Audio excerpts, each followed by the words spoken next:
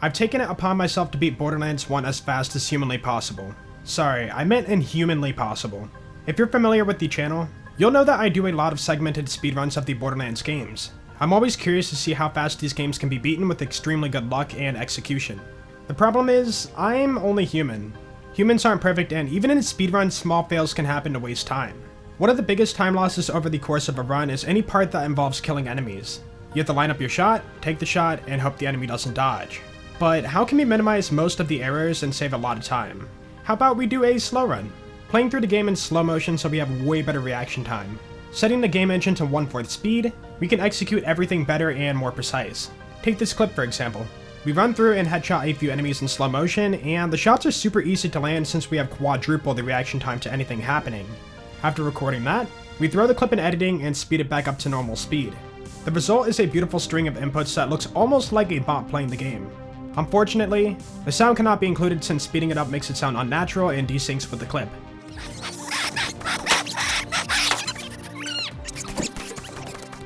So the speedrun will have no sound after editing. Don't worry though, I will be commentating over the whole run so it isn't dead silent. Now, I know some people might shout, hacks, mods, cheats, throw this man in prison. I'm doing this run for the fun of it, just to see how fast Borderlands 1 can be beaten. This isn't being submitted for world record or anything like that.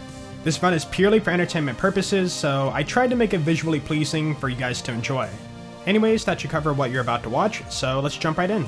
Time starts upon loading in and ends when the destroyer is defeated. Alright, the intro script is done, so now we're just gonna go scriptless and explain what's happening.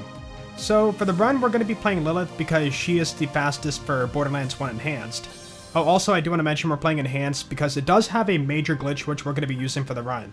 In fact, there's gonna be 2 major glitches we're gonna use for the speedrun to make sure we can beat it really fast. But we'll talk about those once we get to that point.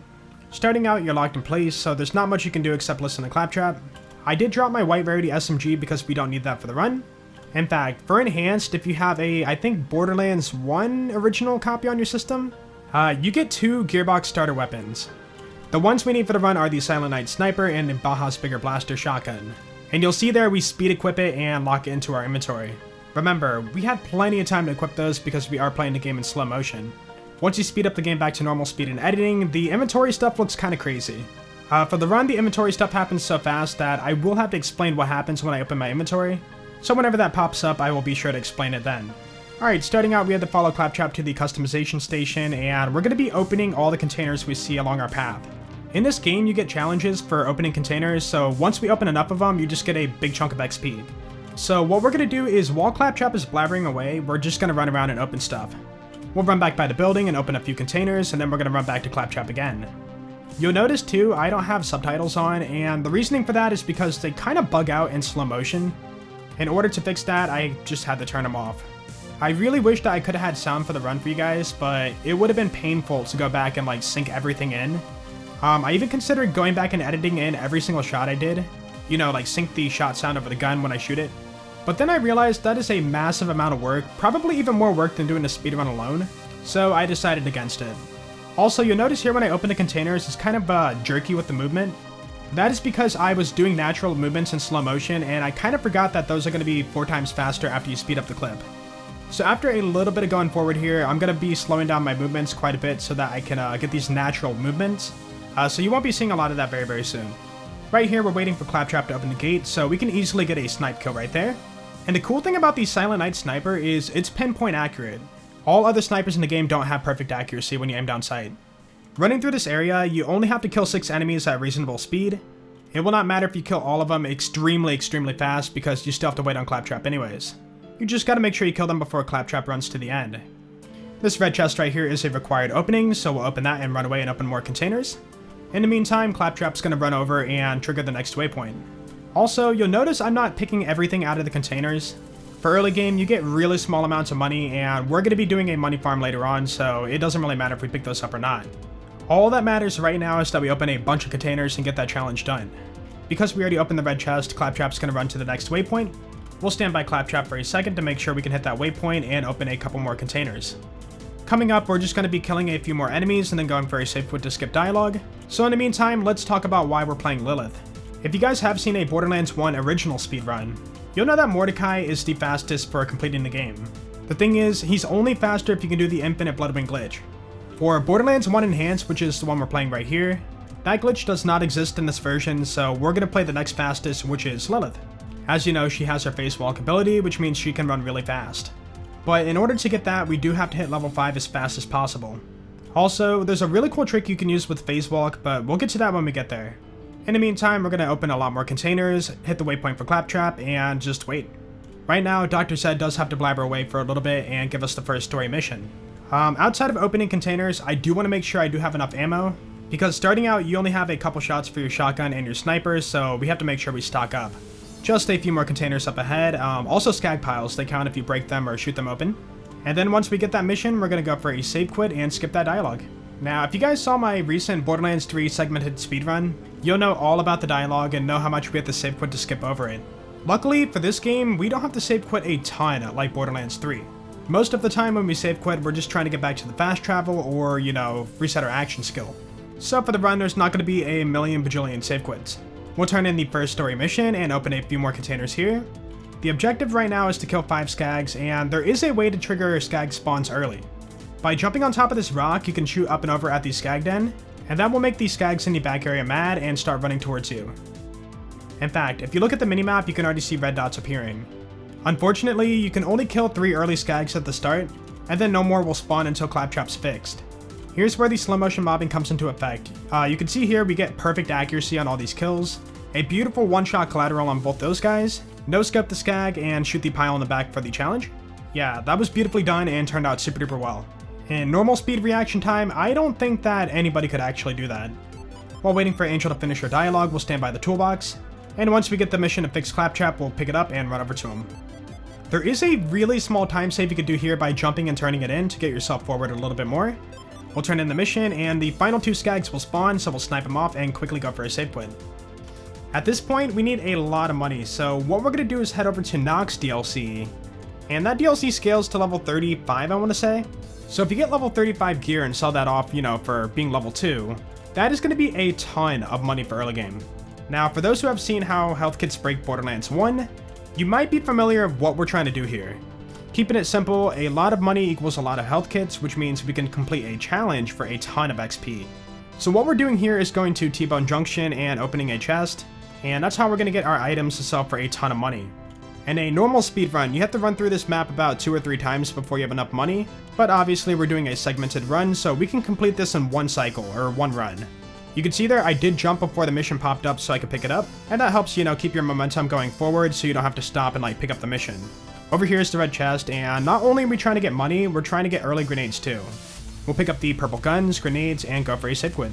The reason why we want grenades right now is because the base game won't actually let you buy grenades just yet, so the only way to get them early is obviously going to DLC. Grenades are super useful in pretty much all of the Borderlands games because you can grenade jump to, you know, keep speed, and you can also do some pretty cool skips using them too. Using the early grenades we just got, we can jump over this gate, which doesn't really save a whole lot of time because there's something we have to talk about. Sadly, in Borderlands 1 there is a 30-second timer before you can save quit. So each time you load into the game from the main menu, you gotta wait a full 30 seconds before you can save quit. To burn a little bit of time, we'll kill a few skags waiting for that 30-second timer, and then go for the save quit. If you try to save quit before the 30-second timer is up, it will not save the game. Alright, now for the biggest crazy time save for this run. Right now, it looks like the vendor's having a seizure, but this is how we're going to be getting all the XP needed for this run. In this game, there is a challenge called Merchant of Death, and with this challenge, if you sell 1,200 items, you get 20,000 XP.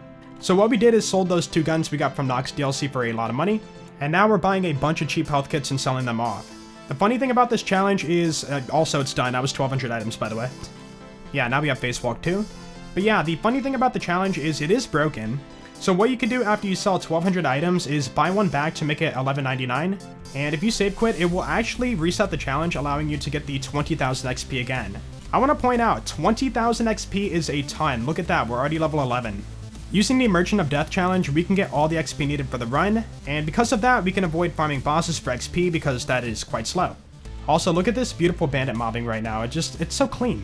So yeah, going back to the challenge we did there at the vendor, that was only like 20 seconds doing Merchant of Death. That was selling 1,200 items in 20 seconds. In a normal speedrun, selling 1,200 items takes about 4 to 5 minutes, but because of slow motion and macros, we did it in 20 seconds. If you happen to skip through the video and didn't see the intro, I'm doing this run for fun. I don't care about world record or anything like that. The sole purpose of this run is just for fun and entertainment. I'm only curious of pushing the game to its limits and seeing how fast it can be beaten. Alright, now we're running over to TK Baja, and we only have one grenade left, so we want to use it sparingly. And the only spot that really saves time is a grenade jump to his cutscene, because even though we're in the air during the cutscene, your physics still follow during the cutscene. That sounded kind of weird, so basically we're falling back to the ground as the cutscene's playing. With that in mind, we're going to be right in front of TK Baja when the cutscene ends, and that means we can pick up his mission right away and continue on. This mission is a pretty typical boring fetch quest, there's not a whole lot to it. We're just running point A to point B in straight lines and picking up the food for him. Also, going back to Phase Walk, watch this. At the end of Phase Walk, we get a nice little jump. Yeah, right there. And that's called phase jumping.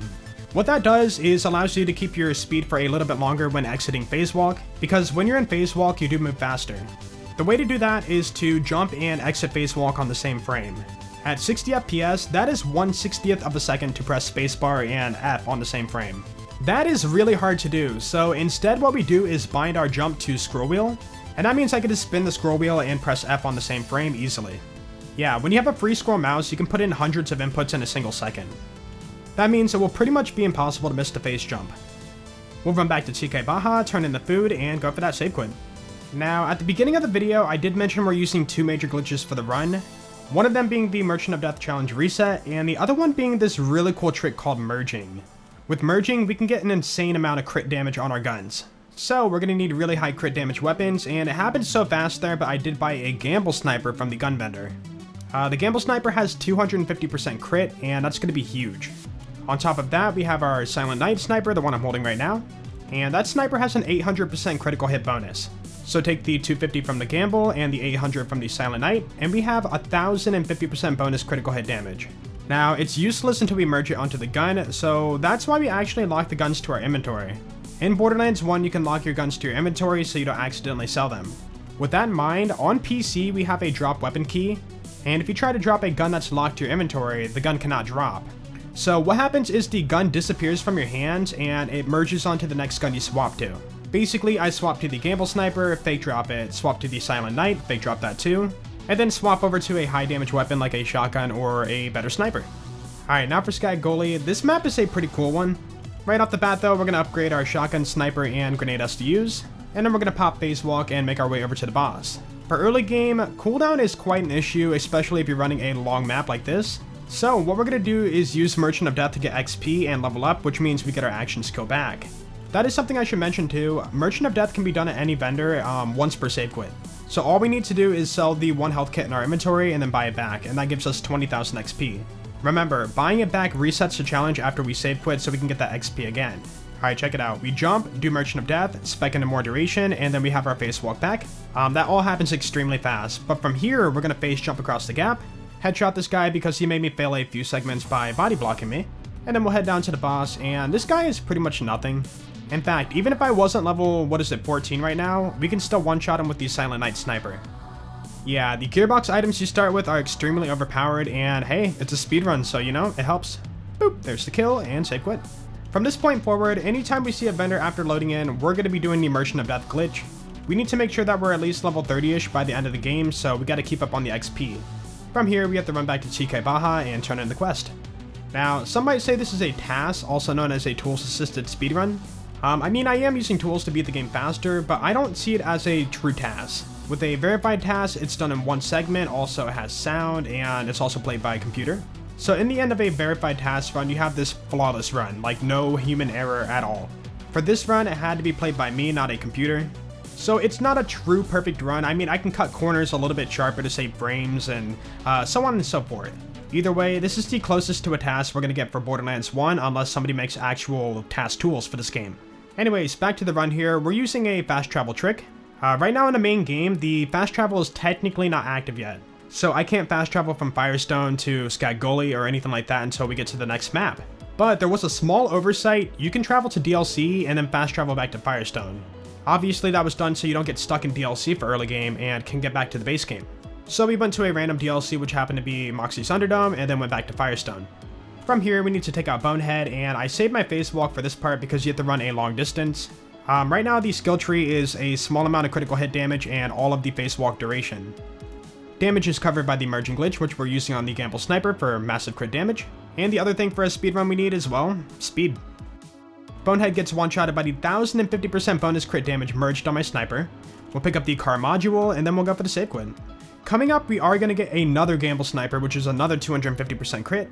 But the thing is, we can only have 2 weapons on right now, so it's not going to be used until later game. We're just prepping for late game because items are fairly cheap for early game.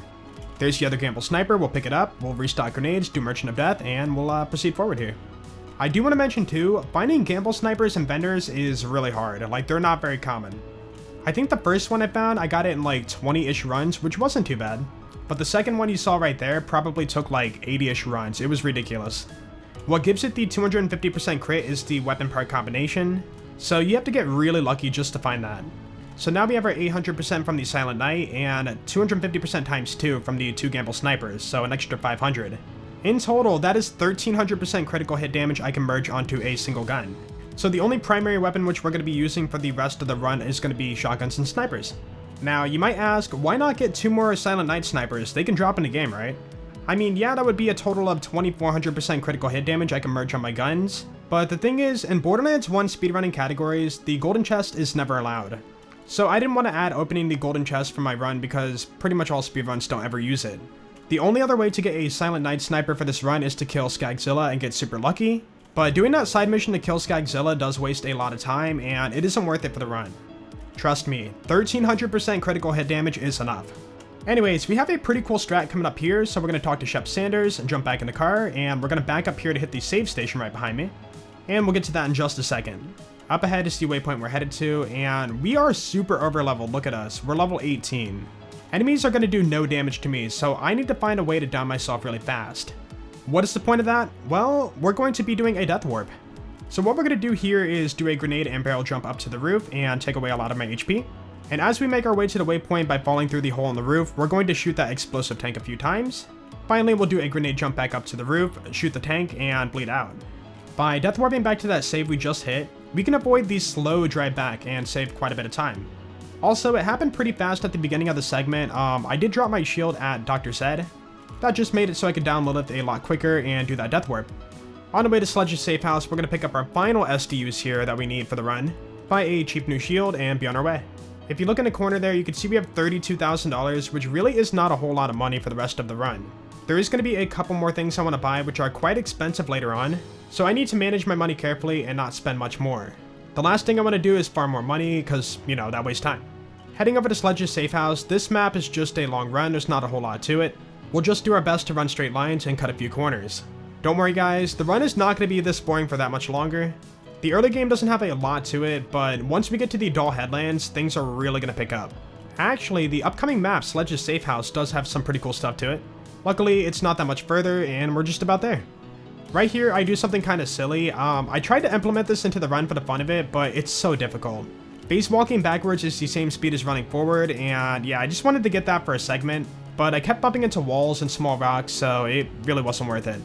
I just wanted to show it off because any difference in gameplay is a little bit appealing. You know, not doing the exact same thing for the whole entire run. Time for Sledge's safe house, also known as movement perfection. Remember, I'm playing the game in slow motion, so I can take every sharp turn and angle I want to and not bump any walls. And normal speedruns at this kind of speed, you're going to be bumping a lot of walls. Also, we get the beautiful face jump over to the staircase right there. From here, I had to reset quite a few times to make sure I got 2 specific items out of this red chest up ahead. First off though, we have to hit the invisible waypoint right there to slowly open that door. We'll do a small barrel jump here to save a few frames, but honestly it doesn't really matter. Shoot Claptrap and get a sniper and shotgun out of this chest, which we need for the boss coming up ahead. Yeah, resetting that segment for that chest was not fun, because you always got random things like a launcher, pistols, whatever. So you had to get pretty lucky to get both those items. We did another barrel jump there to save a few frames, and now we're waiting on face walk to cool down. If you missed it, I did merge the 1050% crit onto that shotgun, so it's going to do massive damage if you hit a critical hit. From here, we'll get the really tight face jump through that gap and not hit the gate. 2-shot this guy as we make our way to the switch, activate it, get the key, and save win. That is your boss. From here, we are going to use the fast travel trick again to get back to Firestone faster, so we'll head back to the Underdome because it does have a vendor nearby to do Merchant of Death, and that will give me the much needed XP for Sledge coming up ahead. Sledge is a really tough boss. Even in slow motion, he has this really small critical hit, and hitting him with a shotgun consistently is pretty much impossible. You'll see that once we get there. So we'll use spacewalk to get over to a car faster, and for this game, car travel is always going to be the fastest option. So anytime there's a car station nearby, we're definitely going to be using it. The only issue with cars though is in this game it takes a long time to jump out of them. Like you have to watch this animation of hopping out of the car slowly, and there really isn't much faster way to get out of your car unless an enemy destroys it. I did try to implement strats in which I did that, but the issue is if your car blows up, your character usually flies in a random direction and it ultimately ends up wasting time. So it wasn't worth it, sadly. Right here you're going to see a pretty cool strat that was found not super duper long ago. Instead of waiting for this door to slowly open after you turn in the mission, you can use a very precise grenade jump to keep the grenade on top of the switch and then get over the door before it opens. That will save a good 3 to 5 seconds. Alright, time for Sledge, and if you've ever seen a Borderlands 1 speedrun, this map is very short. There are pretty big skips you can do using grenade jumps to get all the way to the end, and yeah, that means we can skip this whole entire map. Now, the cool thing about Borderlands 1 is most of the objectives in the game are pretty straightforward. For example, we enter this map, we kill Sledge, we're out of here. And pretty much all of the future titles, you have to do a lot of stuff in between, like kill this many mobs, hit a switch, random stuff like that. But for Borderlands 1, you don't have to do that. So overall, it makes it a pretty simple and pretty fun speedrun. There won't be like a lot of slowdowns in between. You can see here we got on top of Sledge's arena, and now we can just drop through the window and hit the invisible wall there. And that will trigger the cutscene, and then we can start the fight. Like I said before, Sledge is a really hard boss, even in slow motion. That red visor you see on his helmet looks like a crit spot, but it's actually like a small portion of it right in the middle. So even if you're aiming dead on, you might not hit a critical hit. I had to reset multiple times to make sure I got a pretty fast kill out of this. We got the kill, we'll pick up Sledge's shotgun, which is one of the most overpowered weapons in the game, pick up the vault key, and then go for that save quit to get back to the fast travel. I wish I mentioned this earlier on, but you might notice the timer freezes when we're in a loading screen or at the main menu. That is because we're going by in-game time for the game. The actual time spent playing the game. Sitting in a loading screen or at the main menu isn't playing the game, so that isn't counted. Now, the major reason why a lot of speedruns use endgame time for timing their speedrun is because people have different types of PCs. If you're speedrunning on a pretty bad PC, that means that your load times are going to be pretty slow, and if you're timing by not actual in-game time, then you're adding a lot of time to your speedrun from the loading screens. Basically, Richie Rich with his $5,000 PC would have a huge advantage in loading screens, and that would give him, automatic world record. To keep the playing field more even, we go by in-game time. So whenever you see the timer turn blue in the corner, that means that we're just watching a loading screen or sitting at the main menu. Anyways, back to the game here, we're getting out of Firestone finally, and we're just driving there, there's not a whole lot we can do from here. But I will say the next map is pretty awesome, so don't blink. Another pretty cool thing about this speedrun is we don't have to touch side missions at all. Thanks to the glitched out Merchant of Death challenge, we have all the XP we need, and that means we can put all of our focus only on the main story and beat the game fast. In all of the other Borderlands games, you have to stop and do side missions, farm XP, all that kind of stuff. But for this run, we can totally avoid that, and we don't have to farm at all. Everything we need for the run will just happen to fall upon us when we come by it. So you won't see any, save quitting to farm a vendor, save quitting to farm a chest, save quitting to farm a boss, anything like that. This speedrun just goes at full speed, and there's no stopping whatsoever, well, except waiting for Claptrap. And we just race our way to the end of the game, yeah. Alright, let's get out of Firestone and finally head to the Doll Headlands. Like I said, this map is a pretty fun one. So our first objective is to find Ernest, and then we're going to go rescue Lucky. This is where we're going to see a little more mobbing instead of skipping it. And like I said, don't blink. We'll hop out of the car as it keeps bouncing. I don't know why it does that. Turn in the mission and hop right back in. Now this jump right here sucks. Every time you jump off the left side here, your car usually flips over. My car tried so hard to flip right there, but I ended up staving it. And now we can head towards rescuing Lucky. Since the last save quit, I haven't had time to remerge my weapons back together. So once we get out of the car, we gotta remerge our weapons. As we're merging our snipers onto our new doll sniper that we got recently at Sledge's safe house, we're gonna go ahead and shoot the barrels and get those multi-kills. Now we have 1,050% crit damage merged on our doll sniper, and you can see it's pretty nasty. I'll let the mobbing speak for itself. Yeah, that was clean. We only need 2 more, which is going to be right up here. We shoot the barrel, get those 2 kills there, and then we'll head inside. This gentleman will open the door for us, thank you sir. Talk to Lucky in between the bars, and then we'll get a car. Coming up, you're going to see a new glitch that was recently found, and that is going to be the floaty car glitch. With floaty cars, you can do massive jumps, and there are a few time saves you can do with that. The floaty jump I'm doing up ahead is very precise. Like in a normal speedrun, you would not want to do this because it almost always fails. But because we're doing slow motion and segmented, we can retry until we get it. So the way that floaty cars works is if you bind your car boost to scroll wheel, you can hyper scroll your mouse to input hundreds of boosts a second, and that will cause the physics of your car to kind of glitch out, and you can do this. Check it out.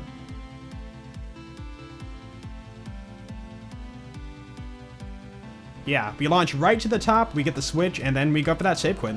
By the way, that jump there only saves like 3 seconds. It's not even worth it in like a real speedrun. But for this run, I'm going to do all the crazy strats to make it visually pleasing for you guys. Now it's time for one of the worst parts of Borderlands 1 speedrunning, which is cars. Car spawns are completely random, they have random behavior, and it is quite tough to kill them extremely fast. Normally, players would stay in the car and use the rocket turret to kill them, but we got a pretty good sniper, so we're going to be sniping them. On top of that, there is a cool mechanic in most of the Borderlands games, and that is that if you level up, you get double damage for a short amount of time. Now, for Borderlands 1, it only lasts for 30 seconds, so we're going to take advantage of that to kill these cars extremely fast. Right here, this car gives me trouble because it does get stuck, but it turns out it did not waste any time because we're still waiting for more cars to spawn anyways. We have to kill 8 cars, so we have no choice but to wait for them to spawn.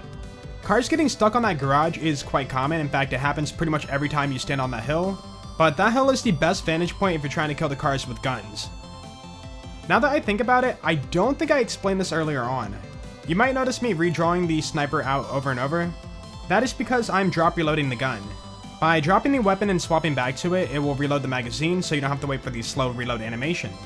Yeah, we're going to be using that trick for the rest of the run so we can skip those slow reloads. And yeah, that's all the cars, so now we're going to prep for Mad Mel. So Mad Mel is extremely hard to kill really fast. So ideally, we need to find a way to kill him before he even starts moving. That is where Bouncing Betties come into play for the run. In fact, we're going to buy one right there. It happened really, really fast. With the Bouncing Betty, you can do crazy damage in Borderlands 1.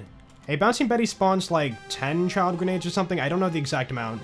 Normally, they would spread out and only a few of them would hit the enemies, so you don't get like crazy damage out of them. But if you get the grenade stuck inside of an enemy's hitbox, every single one of those child grenades are going to hit for like thousands of damage. Yeah, it's a pretty awesome strat. In fact, if you've seen a normal Borderlands 1 speedrun, you'll know that they use the Bouncing Betty strats for killing crabworms that are like, what, 5-6 levels over the player? So imagine the damage you could do on level with one of these things. You're about to see that pretty quick here. So right off the bat in the arena, you have to kill these 2 cars. The nice thing is their spawn locations are the same every time. So we'll take them out pretty fast, put on sledges, get this guy away from us. And now Mad Mel's slowly spawning in, so we're going to line up our Bouncing Betties. And getting him to drive over these to get him stuck in his hitbox, watch this. There he is. There he isn't. He's dead. Yeah, Bouncing Betties are ridiculous. Anyways, we got the face jump back to the car, and now we're headed to New Haven. New Haven isn't the most exciting map, it's just a bunch of running around. So for that, you're just going to see optimal movement, and there's not a whole lot to it. Another thing I want to bring up is you might notice the loading icon in the upper left corner when it pops up is super duper fast. Like, it'll flash and fade really fast. That is because the save icon doesn't actually slow down when you slow down the game. So when the clip is sped back up for editing, it just looks really fast. I mean, it makes sense because we're only slowing down things like the game engine and the other mechanics like the saving system. You'll notice there that when you spawn in with the car, your car is facing a wall. For some odd reason in this game, they don't line you up facing the correct path. So if you are speedrunning this game, you gotta make sure you're not holding forward every single time you enter certain maps. Otherwise, you will drive straight into a wall. Now we're meeting Helena Pierce, so we gotta activate the power for the town. So now we need to run around and activate the 5 generators, which doesn't really make sense because the town's already powered. Like, the lights are on, the vendors are working. I don't know why we're doing this, but hey, Borderlands 1 logic. You'll notice I did pause the inventory really fast. I was taking off my grenade mod so that we can grenade jump again. And we're saving our phase walk for the longest part, which is going to be right here. One hard part for the playthrough was timing when to use phase walk at certain areas, because you want to cover the most ground without canceling it early. We'll phase jump and get the generator right there, and here's a pretty cool strat up ahead here. Using the tank here, we can blast ourselves forward to get some more distance, and then we'll jump and grab the generator from the bottom. And that will leave us with only 1 generator left, so we're going to use our final grenade to grenade jump towards it. We'll grab it, and then we'll go for that save quit. Coming up, we have to go meet Tannis, and Tannis is a pretty good distance away, so it's just going to be a lot of driving. Don't worry though, because right after this part, things are really going to pick up. Here's a good example of using level ups to your advantage. So we turn in the mission after using phase walk, and then we have another phase walk ready for leveling up. What works out perfectly here is this phase walk after speccing duration for your skill tree is just long enough to get all the way to Claptrap. Also, you'll notice I did open my inventory. I was equipping all my snipers so that we could do all the crit damage on our sledges. And because we're waiting on Claptrap, we're just going to kill random enemies because why not? Yeah, one single pellet with all that crit damage on an enemy's critical hit spot is a one-shot kill. Anyways, door's going to open and we'll proceed on here. Obviously, running all the way to Tannis by foot is very, very slow, so we are grabbing a car right here. As usual, we have a vendor, so we'll do Merchant of Death real fast, and then we'll be on our way. The driving sections are pretty boring. Even in a normal speedrun, there's not really much you can do about it. I tried to make it entertaining for the task, but there was not a whole lot I could do except lock onto enemies or shoot random things along the way. If only there was a way to launch your car across the map and go all the way to Tannis. Some of you Borderlands 1 veterans out there might be like, Jolt, you can do that. Yes, you can use Sledge's shotgun to launch your car across the map, but the thing is, it only works in Nox DLC. In that DLC, the racer car, which is similar to the one we have right here, is very flimsy, like it's just lightweight and you can just launch it. In the base game, this car does not launch doing that, so we cannot do that strat. Also right there, we have the drive near the underpass fast travel station so that we can spawn there later on. The other cool idea I had was using scroll boost to fly across the map, but every corner I tried to cut had invisible walls and I could not get over them. So the best way to get over to Tannis fast is the intended path. Well, except for this part, you can actually do a grenade jump through the back area and make it over a little bit faster. We'll use face walk to get over there, turn in the mission, and go for that save quit. By save quitting, we're going to spawn back at the underpass fast travel station, which is the one we hit on the way here, and that will make getting to the next map quite a bit faster. Hello Tannis, goodbye Tannis. Alright, onto that juicy action, and now we're heading over to Earl's Scrapyard, and as you might know, that map does have a lot of required mobbing in it. The mobbing for this run is, well, you've already seen it, so I'm pretty sure you guys know what to expect. Up ahead, we're going to be doing a 6 strat. It might look simple, but it's actually a little bit more difficult than it looks. You can thread your car through that bandit camp and then hop your car down. It might look simple, but it is super easy to bonk your car on a wall there, so it's very, very precise. On top of that, when you hop down from that camp, your car can easily flip over. The best way to stop your car from flipping is to let go of all the controls, and after you hit the ground, you can touch your controls again. Yeah, cars are really strange in this game. As we head our way over to Crazy Earl's Scrapyard, you might notice we're taking the longer path. The reasoning for this is just like before, we need to hit a fast travel station. This will be a nice time save later on when we use that fast travel. Right there is the fast travel for the outer yards, we'll hit that and then we'll hop out of the car. From here, it is a straight path over to Earl's, so we'll use face walk to get over there. And then once we get into the map, we're going to go for a save quit so we can redo the Merchant of Death glitch. We got to make sure we stay on level, otherwise we're going to get overwhelmed. So grabbing all the XP we can is a must. Now for Crazy Earl's Scrapyard, I had to put a lot of thought into this. I wanted the mobbing to be the fastest amount of kills we can do per second. I mean, obviously in a speedrun you want to go for that, but what I'm saying is I tried to use everything to my advantage. Barrels, grenade jumps, everything. Anyways, we're headed over to Crazy Earl, and when you exit phase walk, it does do damage. So when we exit there, it does blow up the propane tanks and opens the door. Okay, so now for the mobbing, right here we have barrels, so we're going to use that for a barrel jump. And then we'll use sledges to kill these spider ants extremely fast. And in a normal speedrun, people use sledges for the whole entire run, but we're going to be using snipers. What we need to do right now is merge all of our snipers together, so we're going to have, what is it, 1050% crit? Oh, I didn't mention it either. The doll sniper has 180, so add another 180 to that too. Yeah, now we're hitting 5,000 damage snipes, and it's a one-shot kill on these bandits. It looks like something straight out of a Call of Duty montage, but I can assure you this is just slow motion play with precise aiming. Anyways, phase walk here, we're going to run forward and blow up these barrels exiting phase walk. And that will give me a nice triple kill there. We'll shoot that barrel, blow that guy up. And this is where the RNG does kind of screw me over a little bit. With a sniper, even if you aim dead on, it can still miss. You could argue you can save half a second there if you landed that shot first try, but I already put like over 50 resets on this segment alone. Getting 25 critical hits in a row without the sniper RNG's aim screwing you over is impossible. In a perfect task, you would land every shot and probably even control the RNG there and have the weakest enemies spawn. Since I have no idea how to control RNG through hex editing or whatever they do for like true tasks, the only way I can really control RNG is just to reset and hope that I get a good segment. Right there, we got a super good class mod from a pile, and that was a catalyst with +3 on intuition, which is even more speed. Now, cool thing about Earl's Scrapyard is certain piles have guaranteed chances for items, so that is why we're shooting those to get upgrades. You might be thinking, well, doesn't that waste time since you have to turn around and open a pile? It actually doesn't, because we have to wait for the 30-second timer before we can save quit. There's the save quit, which was exactly 30 seconds after spawning in. Now Crazy Earl wants us to collect 24 bottles of booze. And in order to get that, we need to kill 24 enemies to get those 24 bottles. Just like the scrapyard, we're going to be killing 24 enemies extremely fast, and I will be taking a different approach on this area unlike what people do in normal speedruns. In a normal speedrun, people run through the whole entire treacherous landing map and kill all the enemies in their path. Instead, I'm clearing only the first area and then going for a save quit. Running through the whole map and killing enemies along the way is not really as fast as you might think. In this first area, you can find 6 to 7 enemies, so we're just going to kill these 6 enemies 4 times. So we kill 6, go for a save quit, kill 6 again, go for a save quit, and we do that 4 times to get 24 kills and 24 bottles. That will give us an extra 80,000 XP in total, which we definitely need for the run, because remember, we just got that Catalyst class mod. And in order to spec intuition for speed and also have all the duration for my phase walk, we need to be a decently high level because we are going to be passing through Croms Canyon pretty quick, and that map is a lot of running around, and yeah, speed is necessary. Anyways, we got 6 kills there, so we went for the save quit, and we're going to repeat the Merchant of Death. And of course, because we save quit, we got to remerge our weapons and then go for 6 more kills. Now, the thing about this area is we don't have to kill these guys extremely fast.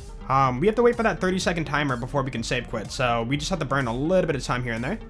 And you might be thinking, why not just get a few extra kills and get it done in maybe 3 runs? Again, we need that XP, and even if we got a 7th kill for this area, we still have to run it a 4th time. You know, 7 kills, 14 kills, 21 kills, and then 3 more kills for 24. It looks like we're halfway through, so we only have the other 12 to go. And this area is just, you know, rinse and repeat. Kill 6 enemies, collect the boost bottle, and then go for the save quit. Actually, now that I think about it, it's a little hard to see. When you kill any of these enemies, you get a boost bottle to drop. And because I'm playing in slow motion, I can grab it right out of the air as soon as I see it. In normal reaction time, you would kill the enemy, it would drop the boost bottle on the floor, and then you would kind of scramble around spamming E to pick it up. Grabbing the boost out of midair looks a lot cooler, even though it's not really saving time here. Alright, only 6 more enemies to go, and then we're out of here. I really wish this game didn't have that 30-second timer to save quit, because if we got rid of that, we could save a lot of time on the speedrun. I don't know the exact amount, but you could probably save around maybe 2 minutes on a speedrun if you didn't have to wait for the timer. I mean, you could run all the way back to the fast travel on foot, but at that point, you're just wasting time. Waiting a few seconds, save quitting, and watching that blue tunnel is almost always faster. Also, we're using phase walk here not because we need to get up there faster, but just because it looks cool. Plus, I love phase jumping too. At this point, we only need 1 more bottle of booze, and we're going to kill this guy up here, wait for that 30-second timer, and then we're going to go back to the fast travel. Funny thing with those super bad enemies, when you kill them sometimes, they will spin around in circles after they die. In fact, it happens to some enemies in Borderlands 2 also, and I think it's to do with having a lot of frames. Now we're headed back to Crazy Old Scrapyard, and we're going to do Merchant of Death again. On top of that, we are also going to get a level 25 Bouncing Betty out of the vendor, so we bought that real fast. And just like Mad Mel, you will see what Bouncing Betties can do to certain enemies. At this point, I do look at my shield and I'm thinking, okay, my shield is really underleveled. So I made sure to destroy a pile and get a new shield, which we got right there. At this point, we have to burn a couple more seconds to go for the save quit. And now guys, we are headed over to Croms Canyon and speed is really going to pick up. The path to get over to Croms Canyon is a driving section, which as you know, driving isn't the most exciting thing in a speedrun, but you guys are going to see the second usage of the floaty cars glitch. Right here is a small optimization. You can spawn car number 2 to spawn on the left side of that pad, and that will put us probably like half a second closer to the door there. It isn't a massive time save, but these small time saves do add up in a speedrun. Along the way, we are just going to be locking onto enemies and shooting them for no reason. Like, even if you kill one of the enemies with a rocket, you pretty much get no XP for it. And that is because in this game, there is a mechanic in which if you kill an enemy in a car, you get way less XP from them. Yeah, you can see there 11 XP from that kill. I think the developers just didn't want people cheesing every boss or enemy by using the car. Alright, floaty car jump time. This jump is super duper precise. Yeah, you gotta squeeze between all the pipes there, and if you hit one, you're just gonna fail the jump. That jump there took probably 30 or 40 resets. In a normal speedrun, players would boost up the side of the rock to get over that gate, but using floaty car jumps is probably about 10 seconds faster. Alright, it is time for Croms Canyon, and I'm gonna say it now. Don't blink. Right off the bat, we need to spec for intuition and all the phase lock duration, and we'll take off that Bouncing Betty we bought from the vendor at Crazy Earl's so we can grenade jump. Right now, we only spec 2 points in intuition, but the other 3 are from my class mod, so we're actually 5 points in that skill. So what we need to do is get a lot of kills along the way, so we'll phase jump and that barrel's going to explode next to that guy. And that will give me intuition for a lot of speed, which you can see in the lower right hand corner icon.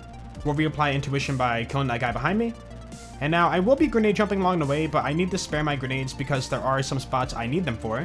So we're only going to use a couple of them right here. One thing to note too is that intuition is a kill skill that only lasts a few seconds, so it's not going to be something I can have up 24/7 and keep forever.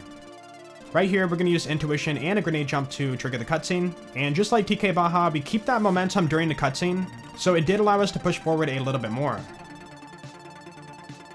There's our buddy Crom, which he will not be alive for very long. Alright, cutscene's over, and right behind me is another enemy, so we'll take him out for intuition, and then we can do a nice grenade jump skip right here. Like I said, we're using everything to our advantage, so we're going to phase walk right by that barrel, and that barrel is going to blow up and get another intuition kill by the guy coming out of the hut right there. Now's the time to put on the bouncing Betty we just bought, and we're going to wedge it inside of Crom's turret. With that in mind, all of the child grenades are going to get stuck and one-shot him. I tried to get a small view there of him blowing up, but it just happened so freaking fast. We'll grab the vault key piece, and then we're out of here. Now, you might be thinking, why not snipe Crom? You know, you can do a one-shot kill, right? Well, it turns out you cannot land a critical hit on Crom.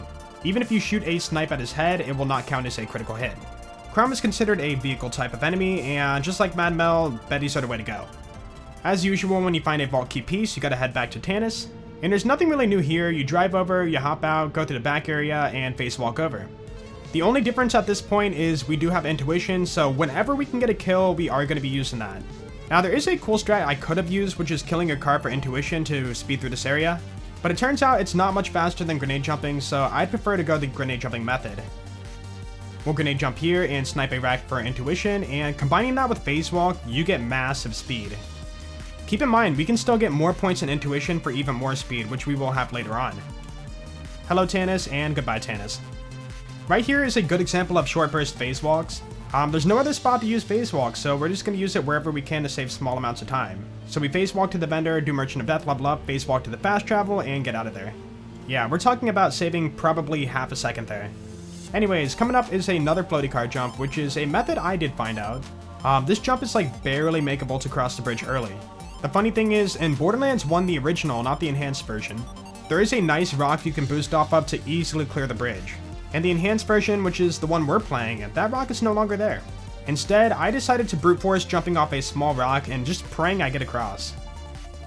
After many tries, this is what I got.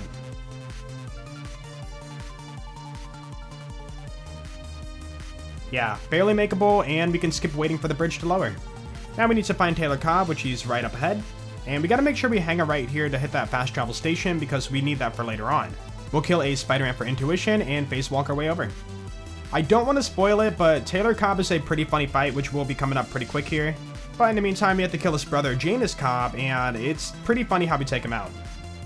Janus Cobb is hiding in a giant bandit camp up ahead, and this camp is surrounded by a metal gate in which you cannot get a car inside.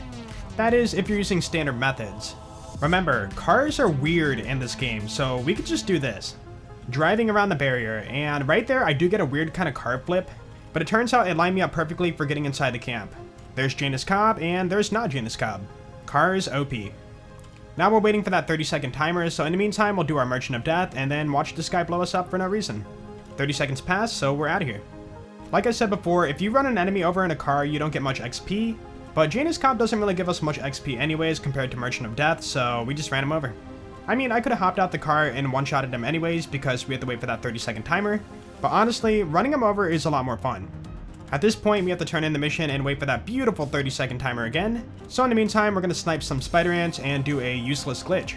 By aiming down sight and dropping a weapon, your scope will be frozen to your screen. It will also massively reduce your movement speed, and obviously for a speedrun, that is not good. Again, we're waiting for that 30-second timer, so doing that glitch did not waste any time. Now we're going to be heading back to New Haven and meeting Eric Franks, and he's going to go tell us to open a container and just don't make sense of the story. Borderlands 1 is known for having a wacky random story that doesn't make sense, so don't think about it. The fastest way to get over to Eric Frank is doing a grenade jump right here, and that will give us a boost and also cut around the building. For the heck of it, we are going to shoot Eric Franks with a fire sniper because it looks beautiful, and then we will phase walk over to the container and find out Taylor Cobb betrayed us? Obviously in Borderlands law, that means that we have to kill them. You might notice I did delay phase walk a little bit, and that's because I want to get the jump down the hill there. Grenade jumping or phase jumping down a hill will get you more distance. Now we need to report to Helena Pierce, and then we're off to kill Taylor Cobb. In a normal speedrun, I think that speedrunners use a car to run over Taylor Cobb, But the issue is, you cannot drive cars upstairs. So speedrunners will wait a few seconds for him to come down the stairs and then run him over.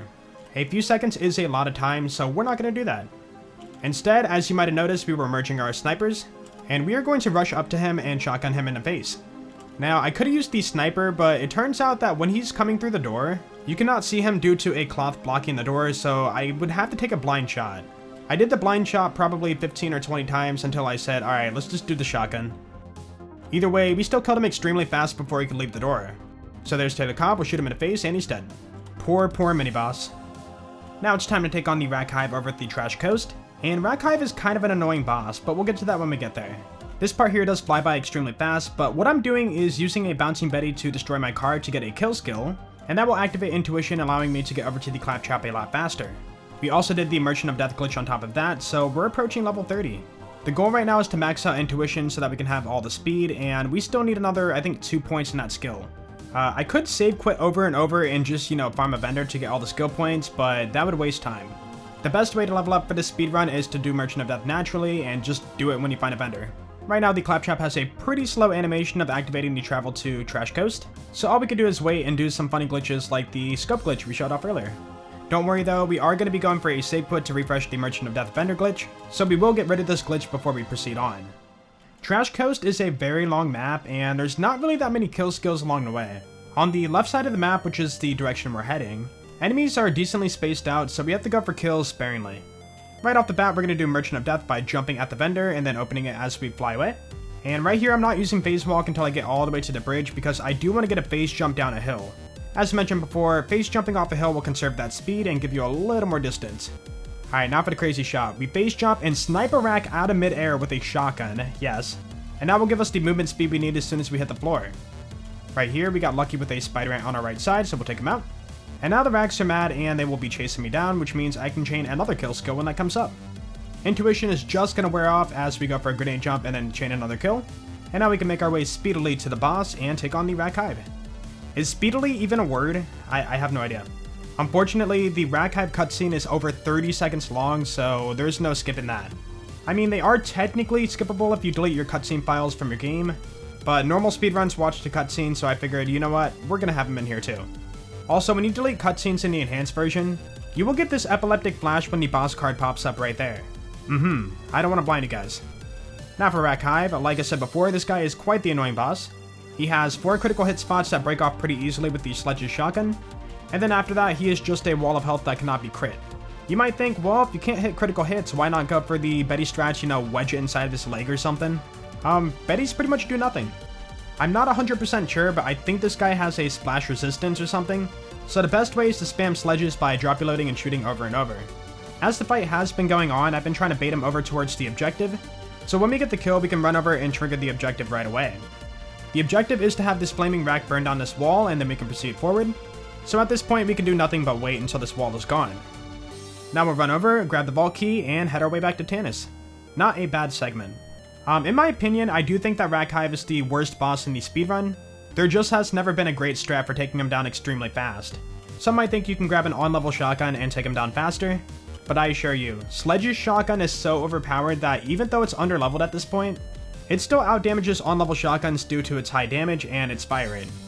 After this Tanis section, the run is going to pick up quite a bit. I know I've said that quite a few times for the run, but I'm serious, things are going to pick up.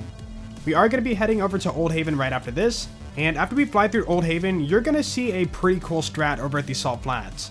Now, I am getting a little bit ahead of myself, and I do apologize, but I'm just super excited to show off this run. I've been working on this run for a very long time, and it feels good to finally release it and show it to you guys.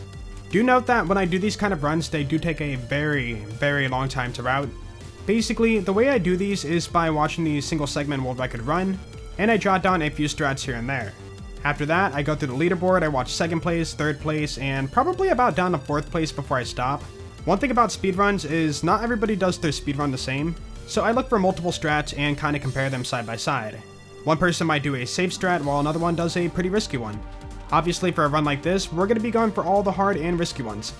On top of that, I do try to find some strats of my own, and then after I have a huge list of strategies I want to use for the run, I write out the whole entire run of how I want to do it on a Word document. Do this, save quit here, farm that, and all the strategies I want to use. After that, I have to perform the run, and that's probably the most time-consuming part. Especially for this run, because remember, we're doing this run in slow motion, so even though we're about 45 minutes in, it is about quadruple that time. On top of that, layer 2, it is segmented, so I had a lot of failed attempts, so I had to redo it over and over until I got it right. So I guess what I'm saying is, in total, I probably put around 10-15 hours into this run to get it done. Then you have the commentary, the editing, the rendering, the uploading, and everything else. So if you guys could, I would really appreciate it if you would leave a like and a comment on this video. I hate asking for it, but I did put a lot of time into this video to get it done. I wanted to make something fun, fast-paced, and enjoyable for you guys to watch. Hopefully I'm able to deliver that thus far. If not, then I'm sorry I tried. Anyways, that was Old Haven, it happened really fast, and now we're headed to the Salt Flats. The Salt Flats was probably the second hardest part of the run. As you might remember, we had to destroy 4 cars, and those car spawns are random. I had to reset multiple times to get good car RNG. By the way, RNG is random number generator, which is basically luck. Luck was on my side though, because something amazing happened on the car farm. In fact, I think it's pretty rare for this to ever happen, so you're about to see that coming up. From the door to the cars, there's not a whole lot we could do except drive all the way over. So sadly, that's all we could do. Now, earlier in the run over at the Doll Headlands, we did snipe the cars, but this time we're not going to do that. One, our sniper is still the one we got from the beginning game, so it's not going to do the craziest damage to the cars. And two, we've been farming up a lot of XP, so we're pretty over-leveled and can actually kill the cars with our car pretty fast. Or destroy the car, you know what I mean. I mean, you do get a kill skill when you destroy the cars, so technically we're killing the car? I don't know. Anyways, first spawn here, we got lucky and it spawned right away, so we got that kill. And at this point, I have this jerky movement going on, and that is because I'm just spamming lock-on to find the cars. The lock-on feature in a car can actually see through walls, so that's why it's such a nice feature for the speedrun. Already we got 2 really fast cars, so it's most likely the other 2 are going to be in the back. We'll do a couple 360s, because why not? And now is where you see that lucky thing I was talking about. So up ahead here is going to be the 3rd car, but by sheer luck, it got stuck inside the garage. So after I got this lock on, I'm like, wait, why is the car not moving? I then realized I lucked out and the car could not move, so we got a super fast and easy kill. And right behind us is going to be the 4th car, which is exactly where we want it to be. The reasoning is because after we destroy this car, we're going to be right by the bandit camp and we can proceed on right away. In a speedrun, this is the ideal entrance we want to go for when taking on Baron Flint. You'll notice here I don't kill the enemies to get a kill skill for intuition. That is because my snipers are not merged and it's like a 3-shot kill to kill one, so that would be kind of slow. Ever since our last save quit, we have not had time to merge, and merging takes about 3 to 4 seconds. We're on a slow elevator now up to Baron Flint, so this is the perfect time to finish our merging. You might have caught it, but I did jump on top of the barrels in the corner of the elevator, and there's a reason for that. You see, by being on top of the barrels there, you can avoid the save station up on this platform. You're hopping over the save station trigger when you exit the elevator, so that's why we're doing that. Now, what is the reason for avoiding that save station? Well, just like before, we want to go for a death warp. This death warp was found by a user by the name of Mentality, and it saves a whopping 2 seconds than the normal route. Yeah, it's a very small time save, but it looks really cool. Anyways, we're doing the classic Baron Flint skip. So by grenade jumping here, you can skip all the mobbing and get up to him really fast. In normal speedrunners use Sledge's shotgun to launch Baron Flint off the map to die. But we have so much crit damage on our sniper that it's going to be a little bit faster to snipe kill him. There's Baron Flint, we'll snipe him in the head a few times, and he is dead. Boss, by the way. Okay, now for the cool strat. You come over here to the side, turn in the story mission, and then you're going to fall off the map. Remember, we never triggered the save station up on this platform, so we're going to spawn back at the bottom of the elevator. Now we're headed back to our car, and they blocked off the entrance, so what we need to do is do the bone grind, is what I call it. So you're going to phase jump off this bone, kind of grind it a little bit, and boom, we made it around the blocked door. By the way, that jump right there is super duper precise. There's so many spots you can bump your head or just fail the jump. Mentality actually found that route, but I did it a little bit different, and now we're headed over to the back door. Like I said, it's a 2-second time save, so it's a very small time save. The normal speedrunning route, which people have done for years, is kill Baron Flint, turn in the story mission, and go for a save quit. Then you spawn back at the fast travel station for this map, and you drive over to where I'm at now. We're going to do 1 grenade jump here, and we need to save our final grenade for a grenade jump up ahead. At the back door, we are going to be taking on a mini-boss by the name of McLeod, and McLeod is also known for being a pretty tough enemy. He has a lot of HP, 2 bodyguards, and spawns with an Iridian Cannon weapon. The Iridian Cannon can one-shot all of your HP away. So, after this beautiful grenade jump right here to get to the 2nd floor a lot faster, we are going to get a better, not sniper, but shotgun. Obviously we need a little bit of speed, so we'll snipe a spider ant there for intuition. And up ahead is going to be 2 guaranteed red chests. Obviously this is a crazy run, so we're going to get a purple, really good parted Jacob's shotgun in this chest. This thing will have really slow fire rate, but it will hit stupidly hard. Also, with it being level 30, it will finally outdamage Sledge's shotgun. Now, the reason why we want a shotgun is, like I said, this guy has a lot of HP, and we're not going to be going for long range kills, so we don't need a sniper just at the moment. We did merge the 1050% crit onto the shotgun, and this thing is about to shred McLeod. The cool thing here is the mission only requires McLeod to die, so we don't have to worry about his minions at all. Just like early game, if you do have a slow firing weapon like Baja's Bigger Blaster, you can melee after shooting a shot to reset your fire rate. So we'll shoot, melee, shoot, melee, shoot, melee, and he's dead. Yeah, and you saw there we took so much damage in a small amount of time, we almost died. In normal speedruns, most people go down like 1 or 2 times during that fight. McLeod is no joke, probably harder than the final boss in this game. Now for the Crimson Fastness, just like the name of the map, we are going to be going pretty fast. We got a kill skill there for intuition, and now we can race our way over to the switch up ahead. This new shotgun will one-shot enemies with 1 pellet from the gun, not even all 7. It is ridiculous thanks to merging. Up ahead, we'll talk to Tannis and turn in the mission, and then we gotta wait for a slow door to open right here. For this whole entire map, I made sure to chain intuition all the way through. Now is a perfect time to bring up why I want to overfarm XP. Our damage right now is fine, and most speedrunners complete the run around level 31, 32. But for this run, I made it my mission to get the one-shot kill on the final boss. It's not technically a one-shot, but you'll see when we get there. I don't want to spoil it. Anyways, we have another slow door here we gotta wait to open. And thanks to level up bonus we just got, we can one-shot this dude and proceed on. Without the level up bonus for double gun damage for a short time, that guy would have stopped at 1 HP, no joke. The engineers, even though they're normal enemies, are pretty much bosses. Now for this map, we have to activate the 3 transmitter consoles, and the developers put 3 of them on the map for you to track down. The funny thing is you can trigger only 1 of them and then go for a save quit and trigger that same one again. So instead of running across the whole entire map to trigger all 3 of the consoles, we will save quit and trigger the one on the left side 3 times.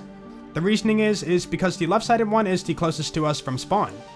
I wish I could have killed that turret guy there, but he has no crit spot, so they take a lot of shots.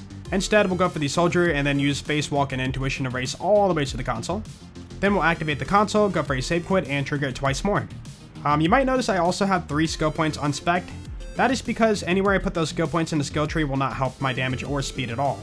Oop, actually before you miss it, we buy a 34 bouncing Betty from the vendor right there, and that will be used later on. Going back to the skill tree, it would waste time if I open my inventory and spec those points anywhere. There is a skill in the left tree that we can spec to get more shield capacity, but for a run like this, I made sure not to die, so we don't need it. At this point, it's just rinse and repeat until we get all 3 consoles activated, so nothing different's really going to happen for this map. We have achieved the maximum amount of damage and speed we need for the run. Fun fact about Phase Walk is not only do you get speed out of it, but enemies stay perfectly still and you're invincible. It's honestly a pretty overpowered skill. Anyways, we're almost done with the Crimson Enclave and then we can blast through the last bit of the game. We're only going to be hitting up the vendor a few more times because we're just about level 34, and I do need to make sure I'm level 34 so we can use that Bouncing Betty later on. Also, if you look in the corner at the time, you can see we're approaching the 1 hour mark. My goal was to get under 1 hour for this run, and we definitely achieved that. The thing is, we barely actually achieved it, and during this run, I didn't even think it would be possible. I'm not going to spoil the final time, you'll see that at the end, but I'm pretty sure some of you peeked forward and saw the final time. Not to be rude towards the speedrunners of this game, but I don't think that under 1 hour will ever be achieved in a single segment. There's just way too much luck and execution to pull off a run under 1 hour. Unless somebody finds a crazy new glitch or something, I don't think it's ever going to happen. Right there, we dropped a few items out of my inventory because my inventory was super duper full and I need to pick up one more item. Earlier, I said we didn't need a sniper just yet because we're not doing long range shots, but pretty soon here, we're going to be headed through the Iridian areas and I need to go for some long range shots. So we happen to roll an SNS sniper with a huge mag and 180% more crit. We definitely need that for the areas coming up. I should mention that opening that chest did not waste any time because we had to wait for a slow door to open anyways. On top of that, we had to wait for the 30-second timer to go for that save quit. We're back at the fast travel, so now we can head back over to Salt Flats, and then it will be a drive and a walk over to the descent map. You might be looking at the time and thinking, how do you not beat the game in 6.5 minutes? Everything from here forward is running through long maps, and they add up for a lot of time. Adding to that, the Destroyer's cutscene is almost a minute long, so that counts as time too. Like I said, I didn't think under 1 hour would be possible. In fact, I was editing this speedrun as I went along with these segments, so I always knew my time. At this point, I was looking at it and thinking, oh no, it's gonna be like just over 1 hour, like 1 hour, 1 minute or something. As a speedrunner, you wanna break every time barrier that you can. Right here, Tannis will give you the final mission, and it's gonna stop your car for a split second. So I made sure to be boosting in the car right there to keep our momentum. Anyways, we equipped the Bouncing Betty, so we're gonna kill our car for Intuition. And now we're gonna use our phase walk with Intuition to get all the way to the end of the map here. Now, you do not wanna phase jump off the ledge here because you will fly off the cliff. So I made sure to phase jump to the corner as close as I could to cut this corner sharp. That leaves us only 2 more maps, if you don't count the Destroyers map. Right here, you'll see that we have phase walk up again, and you might be thinking, how did you just get phase walk back? You just used it. Oh, also we phase blast kill a trash feeder for Intuition on the way down. So your action skill cooldown does happen during your loading screens. By simulating a long loading screen, we had our cooldown back when the map was loaded. Remember, we're going by endgame time, so loading screens never count for time anyways. It's kind of a gray area when it comes to Borderlands speedrunning because it's a thing in all the Borderlands games. So people with really slow PCs will have their actions go back up faster than people with fast PCs. Alright, check it out. Intuition jump to this platform, and then we just get phase walk back to do a phase jump across the gap with Intuition all the way to the door. Beautifully done. And simulating a long load screen again, we have our actions go back. And now to push through the final map in the speedrun. I kid you not, I probably did this map over 100 times. Sniping the Guardian's head even in slow motion is super duper tricky, and like mentioned earlier, even if you're aiming dead on with a sniper, you can still miss. So I won't be hitting every single shot through this map, but I made sure to chain Intuition the best I could. Either way, this segment turned out extremely good, and it was my fastest one overall, so I stuck with it for this speedrun. Yeah, the Guardians have really weird hitboxes even for their heads, and you could even shoot them in the head and it won't count as a critical hit. I guess what I'm saying is this map does have a little bit of slop in it, but considering we don't have actual task tools for this speedrun, there was bound to be some small human error and bad RNG. If we ever get real tasking tools for some of the Borderlands games in the future, I will probably make a true perfect speedrun with them. Back to the Iridium Promontory, when I take a shot, I make sure to jump before I shoot. In fact, I've been mostly doing that for the whole entire run. That will preserve the momentum and I can keep moving forward faster. The next 2 Guardians here did give me a little bit of trouble because of the bad RNG with the scope, but I was able to get the shot off during the jump, so it really didn't waste much time anyways. Now we're waiting for phase walk, so we might as well get one more kill for Intuition, which is going to be this guy right here. After he swings around, we'll go for the snipe kill and head to the final map. This fight is going to happen extremely fast, so don't blink. Now for that minute-long cutscene, we can't really do anything here. Funny thing in the original version of this game, you can actually go for a save quit and do a funny glitch. It allows you to run around in the cutscene, but in the enhanced version, we can't do that. The glitch doesn't save any time, but it is fun to do. In fact, if you go back and watch any of my Borderlands 1 playthroughs, I will almost always do that glitch. Let's talk about the Destroyer. So the Destroyer is known for being an underwhelming boss. I even mentioned it in this run, there's so many other bosses in this game that are even harder than this guy. And he's not even a challenge. For this kill, I am going to be using a trick, but even without the trick, he's just still not a challenge. That's not a flex either. I mean, this guy doesn't move, he has an easy critical hit spot, and he attacks you for almost no damage. Anyways, Steel's going to be eaten by the boss and somehow come back to life later on in a DLC. Don't ask how they recovered her body because I have no idea. Alright, now for the fight. So if you've ever seen a normal BL1 speedrun, then you're probably familiar with the Betty strats used for the Destroyer. Well, we have 1,230% critical hit damage altogether with all of our snipers. So with a single level 34 Bouncing Betty, it crits the mouth and the boss dies. Yeah. Anyways, final time 57 minutes 34 seconds. We got under the 1 hour mark and that was what I was aiming for. Anyways, I hope you guys enjoyed this run and it was super fun to make. Again, I hate asking for it, but I did put a lot of time into constructing this run. So if you could leave a like and a comment below, I would super duper appreciate that. If you do want to go above and beyond, maybe consider subscribing too. Also, if you guys have any questions about the run, be sure to comment it below too, and I will try my best to reply back to you. Yeah, thank you for watching, I hope you guys have a great day, and I will see you in the next video. Peace out.